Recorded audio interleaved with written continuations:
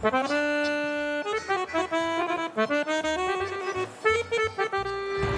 as we continue our journey to the heart of the Israeli electorate, a growing piece of it, an important one, is the country's ultra-Orthodox sector. And that's what's brought us here today, the city of Bnei Brak, on the outskirts of the greater Tel Aviv metropolitan area. Some 200,000 people living in this enclave, and we came here to find out more about how they're voting ahead of this election.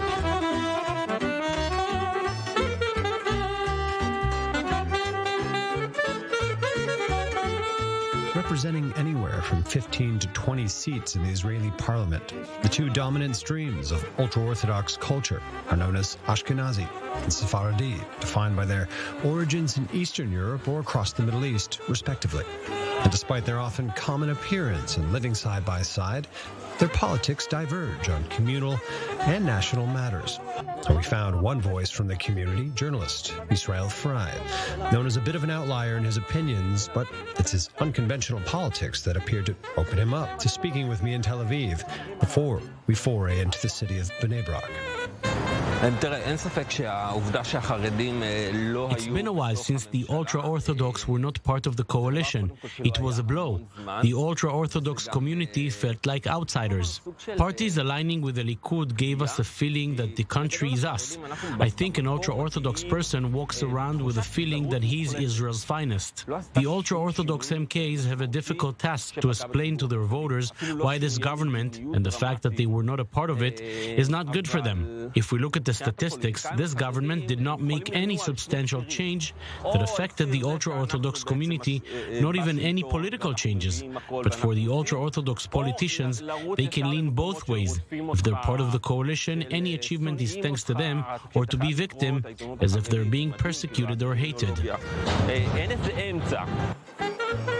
We spent some time walking the streets of this city, and their political allegiance was clearly on display. This is not an area where the vast array of political parties are seeking votes. It's all between the United Torah Judaism and Shas. We can't argue with facts. Most of the ultra-Orthodox voters identify with the right bloc, but not just that. Some are even more extreme right than the people supporting the Likud. We vote according to the chief rabbi's instructions. We vote for Shas, as we are Sephardim, and the same goes for Ashkenazis. They go according to what their rabbis instruct and vote for United Torah Judaism. But it's this divide between the two major communities in this demographic that we wanted to explore further. What does it mean politically to these voters for them to support one or the other of the main ultra-Orthodox parties? The residents of Bnei Brak voted mainly along communal lines in the last election, about 61% for United Torah Judaism, nearly 28% for Shas. And we met with Shmuel Levy, a local Shas party supporter, at his home to find out more. There is a gap. Shas voters are more respectful of people from the community who choose to work. We understand that not all people are equipped to study the Torah all day long. I also work and study in the evenings.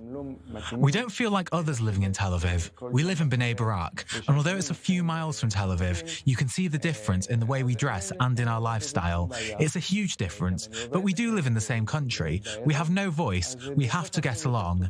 If not now, then when? Shas, can they sit in the coalition with Gantz's party or maybe even Lapid? Aryeh Deri was the one who established the right bloc.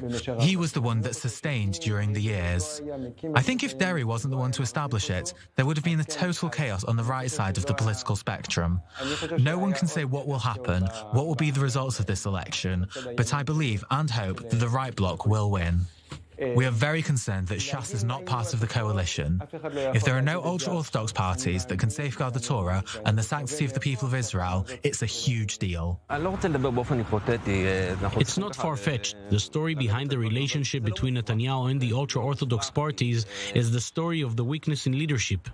They can't make unpopular decisions. It's true, the ultra-Orthodox politicians love Netanyahu and their relationship with the Likud, but they can't go against their public. For now, on the surface, they prove they are one with the Likud, with deep loyalty. Could that change? I think it might happen. Everything can change. once again, we came to explore one of Israel's biggest voting blocs ahead of another election expected to be very close. And despite the differences in lifestyle, religion, and perspective on the everyday issues, the common thread appears to be a desire to prosper in peace. Yet the outcome of a stable, functional coalition remains an uncertainty.